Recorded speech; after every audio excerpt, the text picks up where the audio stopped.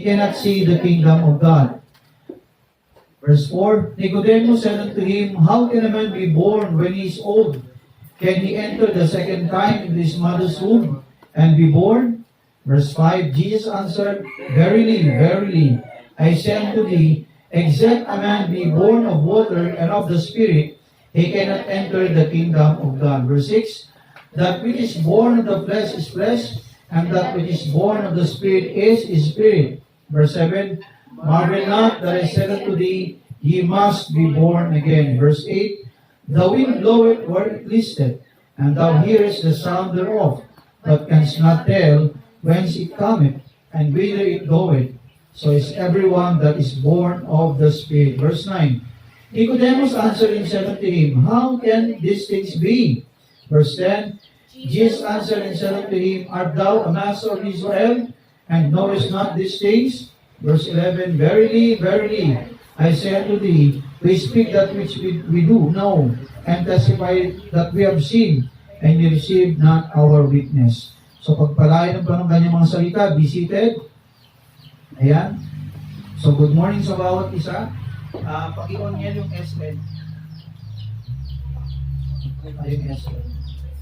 Yan, tignan mo kung pagpipitik-pitik yung kuryente. Ayan. So, good morning sa bawat isa. So, sabi dito mga kapatid sa Tagalog, no, meron isang lalaki na pinuno ng mga Hudyo. Sabi diyan, may isang lalaki na sa mga Pariseo na nagngangalang Nicodemo, isang pinuno ng mga Hudyo. Sabi diyan, ito ay naparoon sa kanya ng isang gabi. So, alam natin ang mga Pariseo, hanggat maaari, ayaw nilang lumapit kay Kristo. Lumapit si Nicodemo sa gabi kay Kristo kasi ayaw niyang makita siya ng araw ng kanyang marahil, mga kasama at mapulaan siya.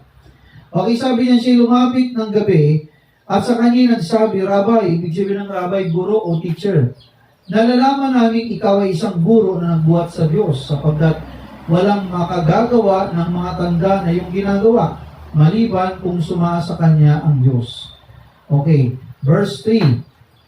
Sumagot si Jesus sa kanya, Katotohanan sinasabi ko sa iyo, maliban ang tao ay panganak na muli, ay hindi siya makakakita ng kaharian ng Diyos. So para bang sinagot siya ni Jesus ang layo. Sabi ni Nicodemo sa kanya, Panginoon, kamangha-manghang ginagawa mo, at walang ibang makakagawa niya kung hindi ka galing sa Diyos. Para bang binaliwalain ni Jesus. Ang sabi ni Jesus, kailangan mong isilang na muli. Okay. Sabi niya, sinabi sa kanya ni Nicodemo, paano may papanak ang tao kung siya'y matanda na? Makakapasok baga siyang bilang ikalawa sa tiyan ng kanyang ina at ipapanganak muli. Ang pagkaintindi niya, nung sinabi ni Jesus sa kanya, kailangan mong isilang na muli. Ang sabi ni Nicodemus, paano kung isisilang muli ng nanay ko? Ang tanda ko na. Papasok ba ulit ko sa sinapupunan niya at ilalabas niya ako ulit? Hindi niya naintindihan eh. Okay, sumagot si Jesus, katotohanan sinasabi ko sa iyo, maliban ang tao'y ipanganak sa tubig at ng Espiritu, ay hindi siya makakapasok sa kaharian ng Diyos. Okay, verse 7. Sabi ka, verse 7, ang ipinanak sa laman ng laman ay laman nga, at ang ipanganak ng Espiritu ay Espiritu nga. Verse 7, huwag kang magtaka sa akin sinasabi sa iyo, sabi ni Jesus, kailangan ngayong kayo'y ipanganak na muli. So mga kapatid, 3 beses na inulit ni Jesus sa kanya na si Nicodemus, mga kapatid, ay kinakailangang isilang na muli. So bakit ba kinakailangang isilang ang tao na muli? Why there is a need to be born again? Pag sinabi natin born, isilang, tama? Again, muli. Ang born again po ay hindi po relihiyon. Ang pagiging born again, ito po ay malalim na relasyon mo sa Diyos. Kaya nga si Nicodemus, bagaman siya ay religious leader, Pariseo siya eh. Ruler. Pag sinabi mong ruler, pinuno to ng mga Pariseo. Sabi niya, Nicodemus, a ruler of the Jews, met Jesus. He has no, ang sabi niya mga kapatid, he has no assurance of heaven. Bagaman siya ay pinuno ng mga Diyo, Mga kapatid, hindi siya ligtas. Hindi niya alam kung saan siya tutungo. He knew all the laws, but knew not about life. Alam niya lahat ng batas, ng Torah, pero when it comes, mga kapatid, sa buhay na walang hanggan, wala siyang alam. Physical birth, alam niya, pero spiritual birth, he doesn't know. Jesus told him he needed to be saved, he needed to be born again. Ang sabi ng ating Panginoon sa kanya, no? He needed to see the kingdom of God. Nicodemus needed to enter the kingdom of God. Okay, ano-ano ba yung mga parang maling pag-asa patungkol sa langit? So what are the false hopes of heaven? Nakasulat naman dyan, malilit nga lang, no? Pakinggan nyo na lang, hindi nyo kita. Okay, sabi ng iba, false hopes of heaven, ito po yung maling kaisipan ng iba, na paano ka raw pupunta sa langit. Una, maling kaisipan, joining a religion or sect. Ang pagpasok daw sa reliyon, ito raw ay pag-asa at katiyakan na pag meron kang reliyon, sa langit ka na pupunta. That's wrong. Yun po yung unang false hopes of heaven. Pangalawa, sabi diyan, being a member of a church. Pagka ikaw daw ay miyembro ng isang simbahan, sabi diyan mga kapatid, ikaw daw ay sa langit pupunta. Mga kapatid, hindi rin po yun tama. Being a member of a church like Judas was not a guarantee that he was going to heaven. Tama? False ano nga siya? False disciples nga siya. Okay, pangatlo, what are other false hopes of heaven, mga kapatid? Okay, sabi diyan, sa sumunod, okay,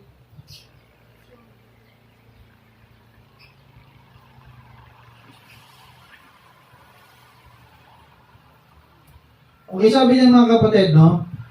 Fulfilling, number 3, doing good works. Sa wikang Tagalog, ang paggawa raw ng mga kabutihan ay, kumbaga katiyakan, ikaw ay sa langit pupunta. Nakuha? Paggawa raw ng kabutihan ay katiyakan, na ikaw ay sa langit tutungo. Tama ba yun, Pastor? Ayan, yun po yung mali. Hindi ibig sabihin, gumagawa ka ng kabutihan, yun ay tama na. Sa langit ka pupunta. Si Nicodemus, isang Pariseo, gumagawa ba ng kabutihan yun? Oo. Religious leader po siya, mga kapatid. Alam niya ang kautusan ni Moses. Kabisado niya ang 10 Commandments. Gumagawa siya ng mabuti. And yet, sa edad niyang yun, mga kapatid, matanda na siya, hindi niya pa alam kung saan siya pupunta. So, mga kapatid, doing good works are not guarantees that you're going to heaven. Next, sabi lang, being good. Ang pagiging mabuti. Hindi lang gumawa ka, kundi ang pagiging mabuti pa, mga kapatid, ay hindi po garantiya na ikaw ay sa langit tutungo. Nakuha po, mga kapatid. So, being good also, no, does not determine that you're going to heaven. Number 6, doing charitable acts. Yung gumagawa ka ng mga pagtulong sa kapwa. Yung nakikita natin mga vlogger, di ba? Hindi masamang gumawa ng kabutihan. Maganda yan. Pero, hindi yan ang tamang para matiyak mo na sa langit ka pumunta. Maraming gumagawa ng kabutihan, pero walang maayos at malalim na relasyon sa ating Panginoon. Ba't namamatay-matay ko? Ay, ganun. Okay.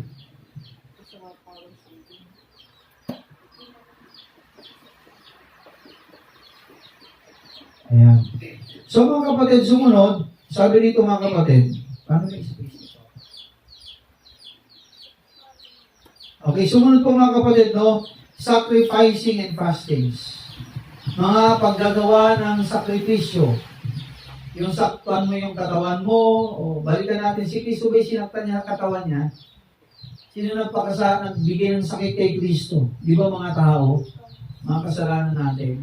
Mga kapatid, kung ikaw ay Kristiyan, hindi mo naman kailangan saktan ang katawan mo eh. Sapagkat ang katawan mo ay templo ng Diyos. Mga kapatid, ang sacrificing and fasting, it doesn't mean, mga kapatid, ikaw ay sa langit at tutungong gumagawa ka niyan. Yung mga Pariseo, ganyan eh. Sabi nga nila, hindi sila naghihilamos, nagsusuot sila ng mahabang damit para makita ng tao na sila nag-aayuno. Pero yung po mga kapatid, kabaluktuanan lang. Pangwalo, sabi dyan, doing the 10 Commandments. Yung gawing mo raw ang 10 utos ng Diyos. Teka. Sino bang nakakompleto sa atin ng utos ng Diyos, 10 utos? Yung 10 na nga lang, hindi mo na nasunod lahat, di ba? Abay, sabi ng Bible, hindi lamang po 10 utos ng Diyos. Napakarami pong utos ang Diyos. So mga kapatid, joining a religion or sect, being a member of a church, doing good works, fulfilling the sacraments, ano pa? By being good, doing charitable acts, sacrificing and fastings, doing the 10 commandments, mga kapatid, hindi natin nagawa yan lahat. We're not guarantees that you're going to heaven by doing those. Hindi po yung garantiya para umakyat ka sa langit. So mga kapatid, ito po yan. Why there is a need to be born again? Si Nicodemus, matanda na siya, ruler ng Jew, ruler ng Pariseo. Pero sinabi ng Panginoon, kailangan mong isilang na muli. Inulit-ulit ni Jesus, kailangan mong isilang saan? Kailangan mong isilang sa tubig at espiritu. Alam naman natin mga kapatid, si Kristo ang tubig ng buhay, tama? At kinakailangan ng tao para maging born again siya ang banal na espiritu. At muli, sinabi sa kanya ni Jesus, he must be born again. Kailangan mong isilang na muli. Okay, sumunod mga kapatid. Now, why there is a need to be born again? So sabi ng mga kapatid, being born again is number 1. Ito may unang punto. The only answer to get to heaven. Ang pagiging born again, mga kapatid, ang pagkasilang na muli sa Diyos, yan ang unang kasagutan o pinakauna, the only. Oh, yan yung pinaka, mga kapatid, no? Wala nang iba. Yan po yung unang sagot. Wala nang second, third, fourth, fifth. That is the only answer to get to heaven. Ang sabi sa John 3:7, mga kapatid, it was mentioned 3 times ng ating Panginoon sa John chapter 3. He must be born again. He must be born again. Mga kapatid, he must be born of water and spirit, sabi ng ating Panginoon. Sapagkat kung hindi, you cannot see the kingdom of God. It's like a prayer without faith makes no difference. Ano pagkakaiba ng pananalangin ng tunay na Kristiyano at hindi? Ang hindi, walang pananampalataya. Tama, paulit-ulit na pananalangin na hindi naman kalugod-lugod sa harapan ng Diyos. Sabi nga ng Panginoon, kapag kayo nanalangin, isarado niyo ang inyong mga pintuan. Pumunta ka sa kwarto, manalangin ka. Kausapin mo ang Ama. Mga kapatid. Anong pagkakaiba natin sa mga panalangin ng paulit-ulit? Mga kapatid, hindi po tayo tinuruan ng Diyos na tayo po'y manalangin ng paulit-ulit. Tayo po dapat ay manalangin ng may pananampalataya. So sabi diyan, faith comes from God. Hebrews 12:2, sabi diyan, Jesus Christ is the author and the finisher of our faith. Si Jesus mismo, mga kapatid, siya ang may akda. Actually, nang magtatapos ng pananampalataya, sabi po sa Hebrews 12:2. Sa Romans 10:17, faith cometh by hearing, and by hearing by the word of God. Ang pananampalataya galing po sa pakikinig at pakikinig ng salita ng Diyos. Mga kapatid, so napakahalaga ng pananampalataya. Sapagkat mga kapatid, kung walang pananampalataya, sabi rin sa Hebrews 11:6, no? But without faith, it is impossible to please God. Mga kapatid, kung walang pananampalataya, imposible malugod natin ang Diyos. Imposible, mga kapatid, ng Diyos ay matuwa sa atin.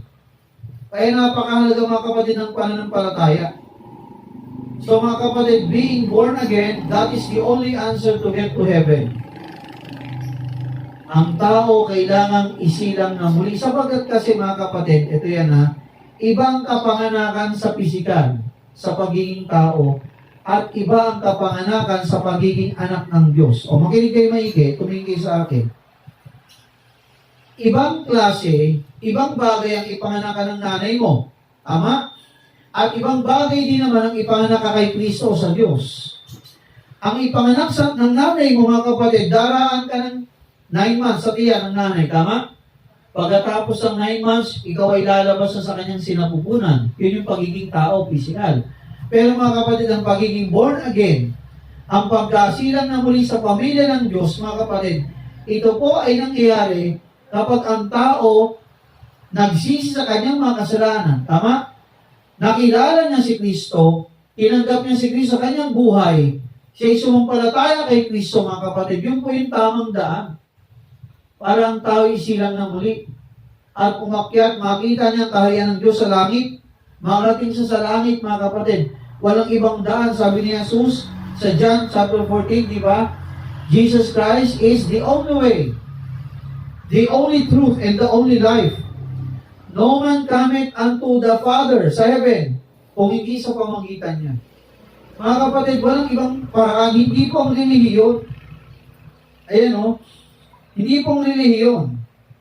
Hindi po ang pagiging pagsama sa isang grupo, sa isang religion o sekta. Hindi rin dahil pagiging miyembro ng simbahan ng daan sa langit, patungo ng langit. Hindi dahil gumagawa ka ng kabutihan, sa langit ka na pupunta. Hindi rin dahil na lahat ng sakramento ay natapos mo na, nagawa mo na. At hindi rin dahil sa pagiging mabuti para sa langit ka tumungo, hindi rin sa pagiging paggawa ng charitable acts, sacrificing and fastings, and hindi rin, mga kapatid, ang pagtupad sa lahat ng utos ng Diyos. Bakit wala naman nakakumpleto, nakatupad talaga ng kumpleto. Mga kapatid, ang tao, para umakyat sa langit, kailangan niya maging born again. Kailangan niyang isilang na muli sa pamagitan ni Kristo. Hindi na unawaan ni Nicodemus. Kaya nga sabi ng Panginoon, ang tao kapag sinilang na muli, anong sabi nun sa talata? Basahin natin, balikan natin. Hindi kagaya ng tao ay isisilang ng kanyang nanay, mga kapatid, abay 9 months bago siya isilang. Samantalang pagiging born again, sabi niya, no? Sa verse 7, marvel not that I said unto thee, ye must be born again. Must, kinakailangan. Ang mga taong wala pa kay Kristo, mga kapatid, kailangan silang isilang na muli. Kailangan nilang makilala si Kristo. Sabi niya, huwag kang magtaka sa aking sinasabi sa iyo, kinakailangan nga kayo isilang o ipanganak na muli. Okay, sabi sa verse 8, the wind bloweth where it listeth, and thou hearest the sound thereof, but canst not tell whence it cometh, and whither it goeth, so is everyone that is born of the Spirit. Mga kapatid, ito yan, yung binanggit ko sa inyo kanina. Ang tao para isilang, maging tao, at isilang 9 months. Ang pagiging born again, mga kapatid, parang hangin, bigla. Parang ang hangin ba, alam mo kung saan galing? Hindi eh. Saan pupunta? Sabi niya, no, the wind bloweth where it listeth, and thou hearest the sound thereof, but canst not tell whence it cometh and whither it goeth. Mga kapatid, yan ang hangin eh. Umiikot. Hindi mo alam kung laging nandun eh. Maya-maya, nandito na yung buga ng hangin. Mga kapatid, ganun yung pagiging born again, hindi mo alam. Ito ay nangyayari sa tao, bigla, kapag nakilala niyang Diyos sa kanyang buhay. Hello mga kapatid, kayo ba'y tumanggap na kay Kristo lahat? Tayo po ba'y nakakilala na sa ating Panginoon? Mga kapatid, ang tanging paraan lang para ang tao ay tumungo sa langit, kailangan niyang makilala si Kristo. Kaya sabi nito mga kapatid, no, ang panalangin dapat natin bilang mga Kristyano, na itong mga taong wala pa sa Diyos, ay kinakailangan nating idala sa Kanya. Buksan natin sa 1 Timothy 2:1. Anong sabi diyan? 1 Timothy chapter 2 verse 1. Atin pong basahin. 1 Timothy chapter 2 verse 1. Ano pong sinasabi ng Bible? Okay. Basahin po natin ito. Ready, go. 1 Timothy chapter 2 verse 1 and 2. Sama natin ito. Okay, sabi diyan, I exhort therefore that first of all, supplications, prayers, intercessions, and giving of thanks be made for all men. Sa wikang Tagalog, una-una, nasa lahat ng mga bagay, ay inaaral ko na manaing manalangin, mamagitan, at magpasalamat na patungkol sa lahat ng mga tao. Kaya mga kapatid, ang ipanalangin natin ng mga mahal natin sa buhay, yan po yung utos ng Diyos upang siya rin maligtas. Amen. Kayo mga estudyante, yung mga kaklase nyo, nakikinig po ba kayo? Nakikinig kayo, well? Yung mga kaklase nyo, yung mga kaibigan nyo, Russell, yung mga teacher natin sa school, mga kasama natin sa trabaho, kapitbahay, kaibigan, mahal sa buhay. Ano sabi ng Panginoon? First of all, ipanalangin natin silang lahat na sila rin ay makakilala sa ating Panginoon. Sino pang ating ipapanalangin? Sabi niya, lahat ng tao, sabi niya, no? First of all, lahat, for all men, be made for all men, lahat ng tao. Inisa sa verse 2. Sabi yan, sino-sino ating may papanalangin? For kings, and for all that are in authority, that may lead a quiet and peaceable life in all godliness and honesty. O sino yung ating may papanalangin? Sabi diyan, una, ang mga hari at ang lahat ng mga nasa mataas na katungkulan. Mga hari, sino ba yun? Mga presidente. Panalangin natin sila. Mga pinuno sa ating bansa, sa ating bayan, sa ating syudad, sa ating lalawigan, sa ating barangay. Ipanalangin natin silang lahat. Yan ang sinasabi ng Bible. Na sila ay makakilala sa Diyos. Sabi diyan, sila ay manguna sa mapayapa at tahimik na pumumuno sa pagiging makadiyos at matapat. Kaya mga kapatid, hindi dapat wala tayong pakialam sa mga namumuno sa atin, ate. Dapat may pakialam tayo sa kanila. Maraming taong dapat nating maabot para kay Kristo. Kaya sabi ng ating Panginoon, ipanalangin natin sila na sila rin ay makakilala sa Panginoon, sila rin ay masilang na muli at magkaroon ng malalim at personal na relasyon sa ating Panginoon. Mga kapatid, sabi dyan sa verse 3, for this is good and acceptable in the sight of God and our Savior, sapagkat ito'y mabuti at kalugod-lugod sa panalangin sa paningin ng Diyos na ating tagapagligtas. Kahit pa yung mga taong umaaway sa iyo. Lahat panalangin natin sila. At tayo na umakristyano, huwag naman tayo makipag-away. Kahapon habang nagdadrive kami, nakapark kami doon sa kalsada. Nakailaw naman yung taillight ko. Sabi, bigla ba naman may gumanong sasakyan sa harapan namin, ang bilis, ganun kagad siya. Aandar kami. Honestly, nasa pool kami. Buti na lang na brake ko ng malakas yung hindi naman sobrang takbo namin, yung ako mga andar ka palang ba, buti hindi ko binilisan yung hindi papelo parang mabigas siyang gumanon, hindi man lang nagpit-pit, hindi man lang na nagsenya sa amin, biglang pumasok ng gano'n, biglang kumat ng gano'n. Pag preno ko, sabi ko parang may kumaskas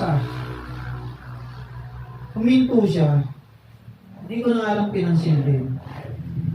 Sabi ko, maliit lang na bagay yun. Kesa makipag-away ka pa sa kalsada, hayaan na lang natin. So, nung nagpagas kami, sabi ko kay Sis Allen, Sis, may naramdaman ka ba kanina nung umano yung sasakyan? Oo. Binaba ko. Ayun. Meron na naman siyang kaskas sa kaliwa, sa unang. Sabi ko, okay lang. Kesa kami nabangga. At least yung gilid lang ng, ano lang naman, nakaskas lang yung pintura. Madaling pintura lang naman yan, hindi naman nasira talaga yung sasakyan. At praise God, mga kapatid, hindi naman kami napahamak. At praise God, wala kang nakaaway sa kalsada. Mga kapatid, kahit pa yung mga tao umaaway sa atin at sa iyo, kailangan natin ipanalangin sila. Bakit, Pastor? May kaluluwa sila Amen? Meron silang kaluluwa. They need to be born again. Kaya mga kapatid, kahit po yung ating mga ginagawa sa mga kabataan, mga bata, yung pagbibigay ng regalo, pag-abot sa mga kabataan, sa mga matatanda, mga kapatid, kailangan nila si Kristo. Amen? They need to be born again. They must be born again, sabi ng Bible. Why? Because if they are not born again, mga kapatid, they cannot enter. They cannot see the kingdom of God. They cannot go to heaven except they be born again. Kaya tayo po nga sumampalataya, isang tawag sa atin, born again tayo. Pag born again, sinabing born again, isinilang ka na muli sa pamilya ng Diyos, hindi po yung religion. Bagaman tinutukso tayo ng mga tao, hayaan na lang natin sila, hindi nila alam ang kanilang sinasabi. Pero kapag sila hindi born again, hindi sinilang sa Panginoon, mga kapatid, kalaboso sila sa impyerno. Yan ang sabi ng Bible. Nakuha po. So mga kapatid, why there is a need to be born again? Because being born again, mga kapatid, is the only answer to get to heaven. At yan po'y nangyayari by faith, no, sa pamagitan ng ating Panginoon. Number 2. No? Number 2. Why there is a need to be born again? Number 2, it is an answer to every void question. Yan po'y kasagutan sa mga, kumbaga, walang kwentang tanong. No? Paano yun, Pastor? Someone says, education is the answer to men's needs. Sabi niya, no, ang edukasyon, sabi ng isang tao, actually, nagsabi nito yung aral na tao, ha? Ang sabi niya rito, ang edukasyon ay susi o pinakakailangan ng tao. Ang edukasyon daw ay kasagutan sa lahat ng pangangailangan ng tao. Is it true? Okay, makinig ha. If secular education is really the answer to men's needs and problems, why there are still corruptions? Kung sasabihin nilang edukasyon ang susi sa lahat ng problema at pangangailangan ng tao, bakit may corruption pa rin? Amen? Ano pa, Pastor? Bakit may mga rebellions pa rin? Paglalaban-laban, pagtatalo-talo, pag-aaway-away. Ano pa? Kung ang edukasyon ang susi, mga kapatid, sa lahat ng problema at pangangailangan ng tao, bakit maraming pamilyang wasak? Broken marriages. Hello? Ano pa? Broken families. O sabihin natin lahat ng tao maging edukado na. Pero bakit marami pa rin wasak at mga sirang pamilya? Broken relationships. Ano pa, Pastor? Worse, violences all around and amongst others, mga kapatid. Is really education the answer to men's needs and problems and questions? Mga kapatid, hindi po. Mga kapatid, ang tunay na sagot, mga kapatid, sa kaguluhan, ano pa, sirang pamilya, sirang mga relasyon, corruption, rebellion, at iba pa, kaguluhan, walang iba kundi si Kristo. Ang kanyang mga salita. Amen? Hindi porket marami kang pera, sasabihin mo payapa ng pamilya mo. Hello? Maraming mayaman, sira ang buhay. Watak-watak. Pero hindi naman ang mahirap, hindi porket wala kang pera. Sabi mo, payapa ng buhay mo. Abay, kung ano nangyari sa mayaman, ganun din po nangyari sa mahirap. Problema, parehas lang. Bakit, Pastor? Wala kasing pagkakilala sa Diyos. So mga kapatid, is it really secular education the solutions to men's needs and problems? No, it is not. Indeed, it is not. It is God. Amen? It is having a deeper and true relationship with God, the real reasons to men's problems and needs. Walang iba kundi ang Diyos. Anong sabi sa Psalms 127 verse 1? Basahin po natin ito. Psalms 127 verse 1. Okay, anong sinasabi ng Bible? No? Psalms 127 verse 1 and 2. Basahin po natin. Edukasyon nga ba talaga ang solusyon para maging maayos ang buhay ng tao, payapa? Ano pa, bukod sa edukasyon, pera ba talaga?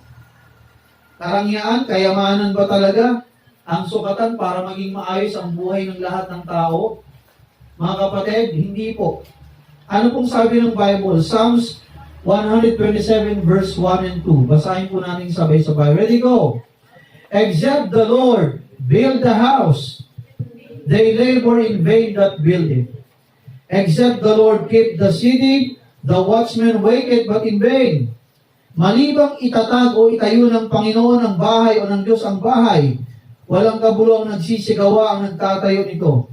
Malibang ingatan o itayo ng Diyos, itatag ng Diyos ang bayan, walang kabuluhang gumigising ang mga gwardya o mga bantay. Mga kapatid, listen. It is not the money, amen? It's not the material things. It's not the fame. It's not the riches, mga kapatid. And even it's not the education, the solution to man's problems and to man's needs. Mga kapatid, ang pinaka-solusyon at pinaka-kailangan ng tao, listen, Walang iba kundi ang Diyos. Ang problema, listen, nakakalimutan ng tao ang naglikha sa Kanya. Yun ang masaklap. Bakit may rebellion? Sa rebellion, walang Diyos. Amen? Hello? Bakit may mga kaguluhan? Kasi mga kapatid, walang Diyos sa kanila. Bakit may korupsyon? Hindi kinikilala ang Diyos. Bakit may mga pamilyang sabog, sira, tahanang wasak? Mga relasyong sira at wasak?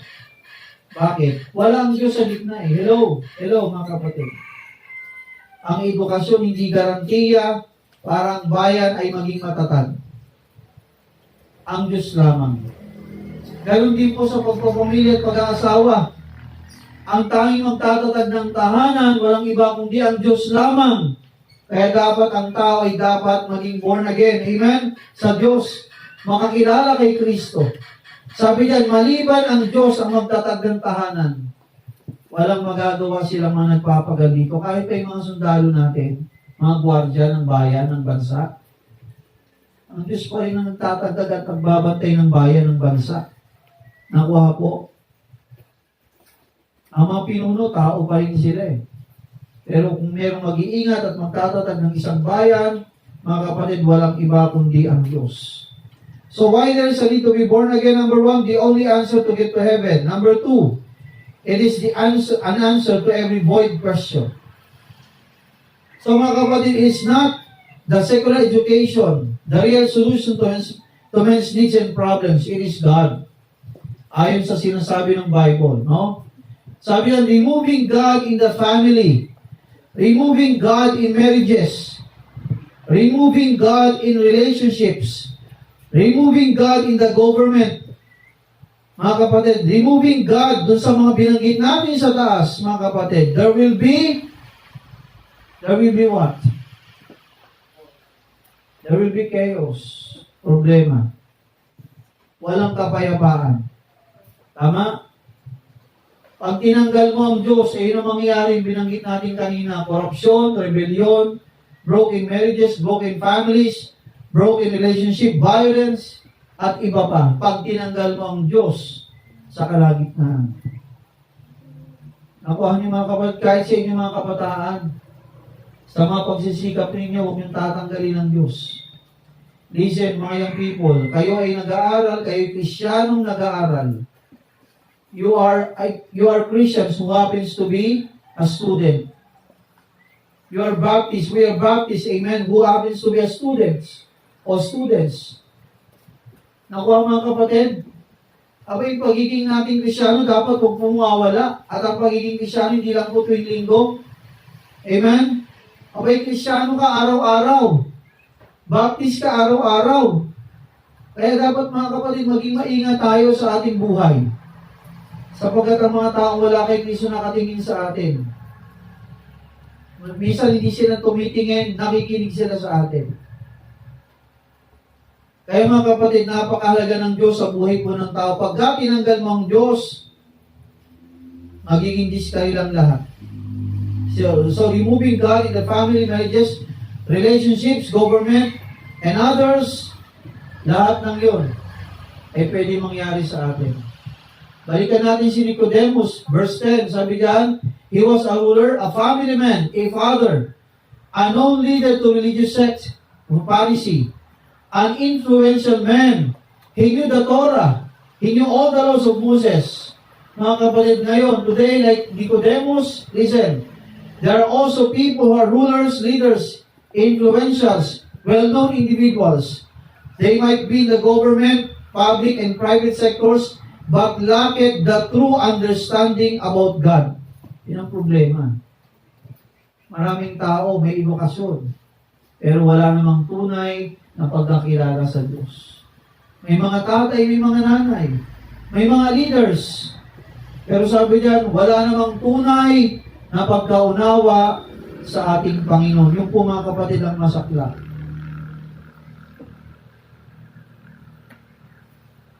Mga kapatid, kagaya po nila, lifetime, vice versa. Nicodemus was destitute of truth. He was destitute of the true knowledge of who God is. He was void of understanding towards the true living God. He was void of understanding of what salvation truly is. Ay pambihira, religious leader ng reliyon, pero hindi niya alam papuntang langit. Nag-lead siya ng mga tao, marami siyang tagasunod, pero hindi niya alam kung saan pupuntang kaluluwa niya. Hello mga kapatid, marami pong taong ganyan.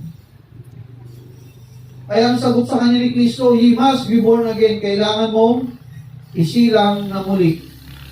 Mga kapatid, Jesus is the only answer to all men's questions, needs, and problems. Si Kristo lamang. Sabi nga sa awiti, no? Kailangan ko si Kristo araw-araw. Kailangan natin ng Diyos araw-araw. He is the only one who can fill the voidness, the emptiness in the hearts of men. Siya lamang ang magpupuno ng anumang kakulangan sa puso mo, bakante sa puso mo. Siya lamang yung magbibigay ng tunay na kapayapaan sa buhay mo. Ang pera, sabi mo magiging payapa ka pag marami kang pera, hindi. Lagi kang ang gising, baka manakawan ka, di ba? Baka mabawasan to, di ba? Bilang ka ng bilang eh. Baka mabawasan to. Mga kapatid, hindi po yun ang solusyon. Mga kapatid, ang pinakakailangan ng tao walang iba kundi si Kristo. Siya po ang pinakakailangan ng tao. He's the only answer to all men's questions and problems. Sabi diyan, that is why men need God. Kailangan ng tao ang Diyos. He's the only one who can fill the voidness, the emptiness in the hearts of men. And as a church, mga kapatid, believers, servants of God, we ought to proclaim the gospel to people all around, to people who are lost. Kaya mga kapatid, yung po yung trabaho natin. Ibahagi, ipakilala si Kristo sa maraming tao. Kaya hindi dapat tayo tumigil. Amen? That is our blood eh. Daloy ng dugo natin mga kapatid eh. Mga kapatid, pag tayo tumigil na ipakilala ang Diyos sa tao, mga kapatid, paano sila? Paano yung susunod sa atin? Paano yung susunod ng mga kabataan? Paano yung mga susunod na henerasyon? Alam niyo ba ang mundo'y pasama ng pasama? Hindi po pabuti ng pabuti ang mundo. Eh, ano ginagawa natin mga Kristyano? Titigil ba tayo? Titigil ba tayo sa pagbabahagi ng salita ng Diyos? Titigil ba kayo? Titigil ba kayo sa pagbibigay ng mga tracts sa mga klase niyo, mga kaibigan niyo? Titigil ba tayo magbahagi ng salita ng Diyos? Titigil ba tayo mga talk? Titigil ba tayo mag-share ng gospel? Mga kapatid, hindi dapat tayo tumigil. Bakit? Sapagat ang Diyos na ating pinapakilala sa kanila ang pinakakailangan ng tao para ang kanilang buhay ay mabago. Amen? Jesus Christ is the very answer to all men's problems, needs, and questions. Siya lamang ang pupuno ng emptiness sa buhay ng tao. Dati na ang buhay ko ganun. May pera ako, pero hindi ka payapa. May kulang. Nakakakain ka sa mamahaling kainan, nabibili mo, pero pag nag-iisa ka lang, may kulang. Hindi pa alam kung anong kulang. Not until magpakilala sa akin ng Diyos sa pamagitan ng kanyang mga salita. That was May 9, 1999. Na ako'y kinatagpo ng ating Panginoon. Mga kapatid, tayo po bilang Kristyano, yung relasyon na meron tayo sa Diyos ay napakahalaga. Anong dapat natin gawin? Anong dapat natin gawin? Mga kapatid, sabi ni Jesus sa Matthew 28 verse 18 and 20, basahin natin. Matthew 28 verse 18 and 20, yung ating binasa natin kanina. Ano pong sabi ron? Okay, basahin natin Matthew 28 verse 18, 19, and 20. Okay, basahin natin. Verse 18 sabi diyan, and Jesus came and spake unto them, saying, all power is given unto me in heaven and in earth. Go ye therefore and teach all nations, baptizing them in the name of the Father and of the Son and of the Holy Ghost, teaching them to observe all things whatsoever I have commanded you, and lo, I am with you always, even unto the end of the world. Amen. Mga kapatid, listen. Inutusan tayo ng Diyos na humayo. Amen? Inutusan tayo ng Diyos na ibahagi ang kanyang mga salita sa maraming tao. Inutusan tayo ng Diyos, mga kapatid, bilang simbahan, na ipanalangin ng mga tao, ibahagi natin sa kanilang salita ng Diyos, at yun ang dapat nating mga ginagawa. God had commissioned us. He commanded us to go and tell people the message of hope, the message of salvation. And that is, they must need to be born again. They need the gospel. And who will bring the gospel to them? Sino magdadala ng gospel sa kanila? Manuel, Daniel. Sino magdadala? Si pastor lang ba? Ako lang ba magdadala ng gospel sa kanila? Sino po magdadala? Hindi ba tayong lahat ng mga Kristyano? Amen? Hindi ba tayong simbahan ang dapat magdala, ang inutusan ng Diyos na humayo at magbahagi ng salita ng Diyos sa maraming tao? Mga kapatid, yun po yung ating layunin at yun po yung ating trabaho. Mga kapatid, tayo pong lahat ay tumayo. Tayo pong lahat ay tumayo. Let us bow our heads and pray. Tayo po'y manalangin sa ating Ama. Aming Diyos, dakilang Ama, purihin ka, Panginoon, sa araw na ito. O Diyos, dalangin po namin. Tulungan mo kami, Panginoon. Bigyan mo kami, Diyos, ng tapang at lakas ng loob. Ibahagi ang mga salita sa mga taong wala pa sa iyo, Panginoon. Salamat, O Diyos, sapagkat hindi man kami karapat-dapat sa biyaya mo. Subalit, Panginoon, minarapat-dapat mo kami na maging tagapagmana ng iyong kaharian sa langit, maging mga anak mo. Dalangin ko, Panginoon, amin pong pahalagahan ang pagiging anak mo, Diyos, ang pagkasilang na muli, amin pong pahalagahan. At dalangin po namin, O Diyos, huwag din po namin kung ipagkait sa iba na ibahagi ang iyong mga salita. Mga kapatid, every born-again child of God, lahat tayo, believers, and co-laborers of Jesus Christ. Ang sabi ng Panginoon, tayo po ay inatasan niya na magdala ng gospel sa maraming tao na wala pa kay Kristo. Sa umagang ito, kung naintindihan mong mensahe, will you raise your hand and will you say to God, Lord, I will follow you and I will obey you, O God. Will you raise your hand and will you say to God, Lord, I will bring the gospel to them who are lost. Will you raise your hand and say to God, I will share the gospel, the message of hope to them who are lost. Will you raise your hand and say to God, Lord, I will go and tell others about you. Will you? Habang nakayukot nakapigit, pigit lang at yumuko. Magtataas ka ba ng kabay? Sasabihin mo, Panginoon, isa rin po ako. Gusto ko rin pong ibahagi yung salita sa mga tao. Salamat. Sino pa? Will you raise your hand? Will you join us na ibahagi ang Panginoon ang kanyang salita sa maraming tao? Pigit lang. Taas ka ng kamay. Kung alam mong ikaw yun, ipinag-uutusan ka ng Panginoon, anong gagawin mo? Kasama ka doon. Kasama tayo doon. Will you raise your hand? At sabihin mo sa Panginoon, susundin kita. Hindi ko po ipagkakait ang inyong banghelo sa mga tao. Ayoko po mapahamak ang nanay, tatay ko, mamahal ko sa buhay. Ayoko po silang mapunta sa impyerno. Mga kapatid, sa inyo na nagtaas ng kamay, for those who raise their hands and say, I will obey you, O Lord. I will send the message of salvation to the lost.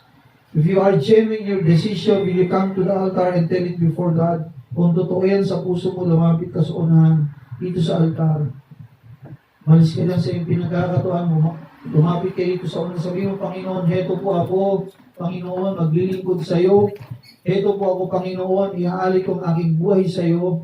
Heto po ako, Panginoon, ibibigay kong aking buhay sa iyo. Heto ang aking lakas, ang aking abilidad, Panginoon, gamitin mo ako para sa kaliligtas ng maraming tao. Mga kapatid, ikaw na nagtaas ng kamay, huwag dyan sa upuan mo, yung pasya mo yan, lumapit ka sa unahan. For that, you'll need to connect to a Wi-Fi network first. Sabihin mo sa Panginoon, Panginoon, susunod ako sa iyo. At kausapin natin ang ating Panginoon. Okay, sa saliw ng awit na ito, sabihin mo sa Panginoon, nilalaman ng iyong puso. Ang sabi ng ating Panginoon, tayo pong lahat ay dapat magdala ng kaluluwa sa ating Panginoon.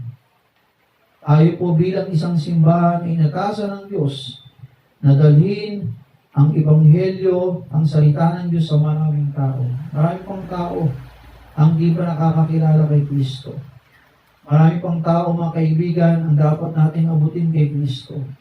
At nais ng Panginoon, mga kapatid, kasama ka ron. Isa ka ron sa dapat mag-abot ng mga kaluluwa kay Kristo. I give you time to talk to the Lord. Manalangin tayo at kausapin mo ang Panginoon at sabihin mo sa Panginoon, Lord, here I am. Gamitin mo ang aking buhay. Gamitin mo, Panginoon, ang aking buhay.